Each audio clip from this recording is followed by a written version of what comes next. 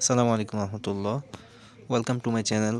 আজকে ক্রিকেটের একটি নতুন সংস্করণ, আইসিসি নতুন সংস্করণ কনকাশন সাবস্টিটিউট নিয়ে আলোচনা করব। কনকাশন অর্থ মাথায় আঘাতের ফলে মস্তিষ্কের উপর তার প্রভাব।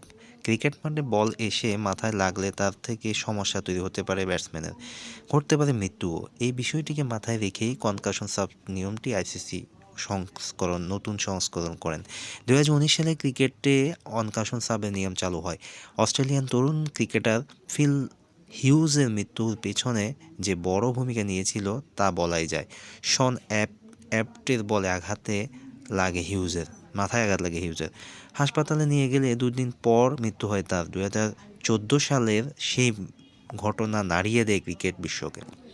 এছাড়াও মিচেল স্টার্কের বল মাথায় লেগে রবীন্দ্র জাদেজার ব্যাট হাতে ইনিংস শেষ করলেও বল করতে নামেননি। তার বদলে ভারত দলে নামে যুজবেন্দ্র চাহালকে। কনকাশন সাব হিসেবে দলে আসেন তিনি।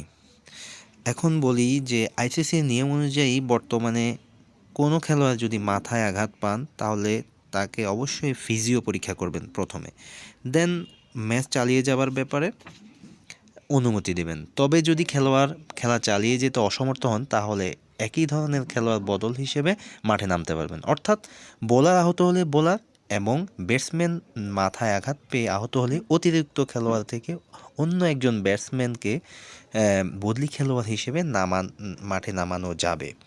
এটাই হলো যে কনকাশন সাবস্টিটিউটের ক্ষেত্রে আইসিসির যে নিয়ম সেটা আমি আপনাদেরকে বললাম।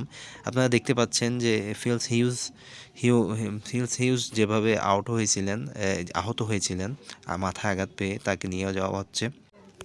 কমেন্ট সেকশনে আপনাদের মন্তব্য এবং পরামর্শ আশা করছি। ধন্যবাদ আপনাদেরকে।